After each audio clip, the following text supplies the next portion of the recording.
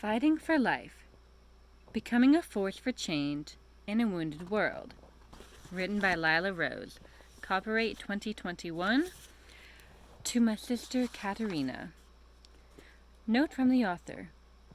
Stories in this book reflect the author's recollection of events. Dialogue has been recreated from memory or transcribed from recordings.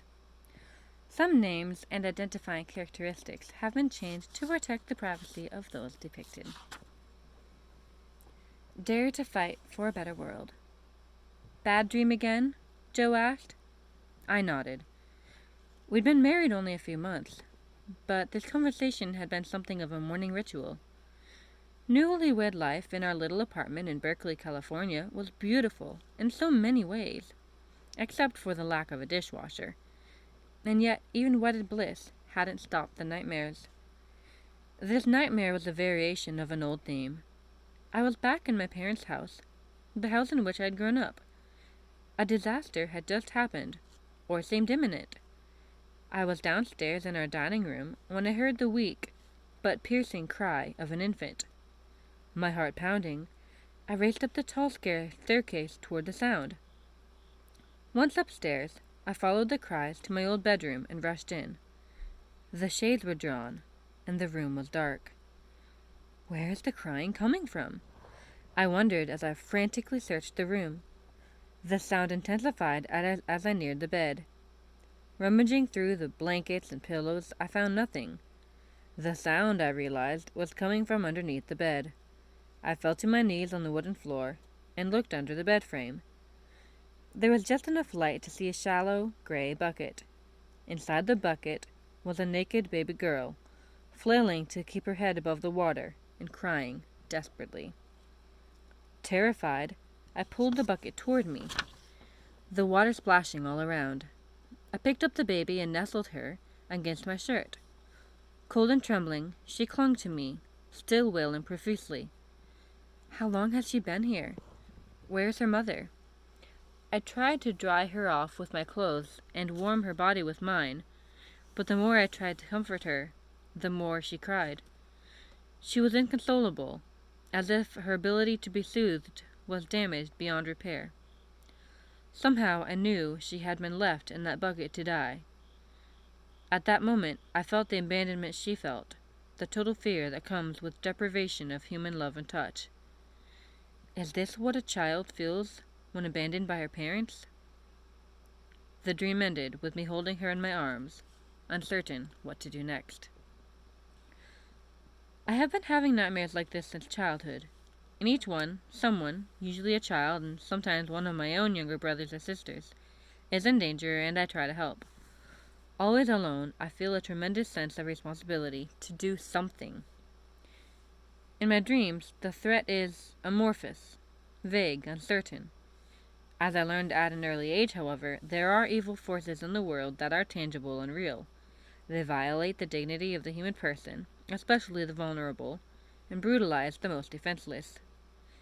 As in my dreams, these forces routinely deprive infants of the warmth and love of their mothers, and the damage they do to them is far worse than the worst of my nightmares.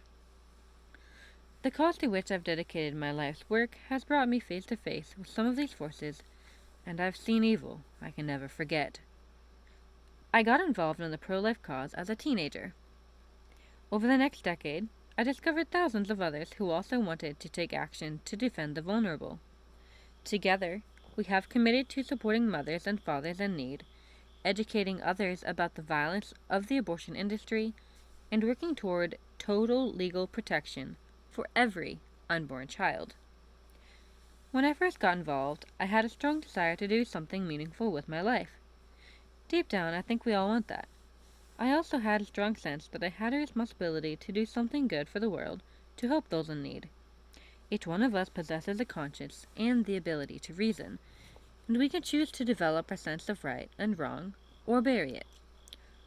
But burying it, not doing the work to form our consciences so that we know when to stand up for what is right, is a great poverty that will only bring us unhappiness.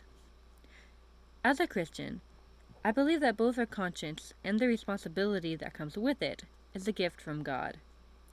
I believe that each of us has the power to choose good, but with that freedom, we also have the capacity to sin. And this is why the world is so broken. Our natures are wounded by sin, as Alexander Solzhenitsyn said, tearing a line between good and evil, right through every human heart, and through all human hearts. But we aren't doomed to evil. We can love, we can sacrifice, we can fight for what is right and choose to seek healing for ourselves and the world around us, despite the woundedness.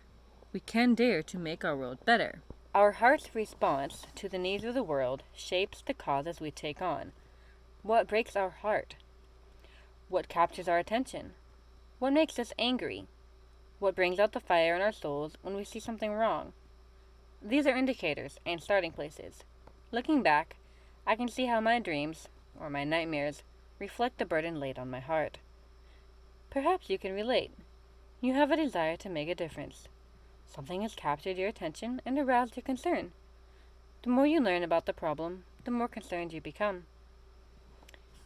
You feel you should do something, but you don't know exactly what or how. If so, I've written this book just for you. I can't tell you exactly what your path will look like or what your road map for action should be, but I can give you the most important lessons of my own lifelong battle to inspire your tactics and strategies. When we have the right foundations, and when we understand how to grow personally and take action, we can live out our individual callings and help change the world for the better. This book shares the lessons I have learned in my own work to build one of the world's leading pro-life organizations, Live Action, to grow our movement for justice, and to grow personally. In part 1 are some foundational principles to get you started. It is also the story of the founding of Live Action and the early lessons I learned as a new activist. Part 2 is designed to give you tools to persevere in your mission. In Part 3, I share lessons that have helped guide me toward maturity and wholeness in the midst of the battle, lessons that I believe are crucial for all of us. I am a work in progress. I continue to learn every single day, and as I'll share throughout this book, to grow each day means we must be willing to make mistakes, to risk ourselves, and to never give up. The fight for the dignity of all human life, and ultimately for a world that is more just, more beautiful, and more loving, needs all of us. As I share my story and the lessons I've learned, I hope to encourage and inspire you on your own path to growth, to serve, to defend the weak, and to speak the truth. At times you may feel pressure to be silent, to fit in, to ignore the needs you see, and to do what is easier and more comfortable instead. But the world needs you to stand up for what is right. It needs your voice, your gifts, your heart. It needs what you uniquely have to offer. Your efforts won't be perfect, but they will be worth it. And by having the courage to stand up, you will inspire others to do the same. Real change, lasting change, does not come easily, and never has. To undo the destruction around us, we have to work to create something new in its place, something good and true and beautiful. Only the balm of goodness can heal the wounds that evil has caused. Only truth can drive out the lies that dehumanize our brothers and sisters. And only beauty can transcend the ugliness that has caused such nightmarish horror. The world needs men and women of conviction who will not sit by as the battle rages. Let's dare to dream of a world that is better, and together, boldly enter the fray to make it so.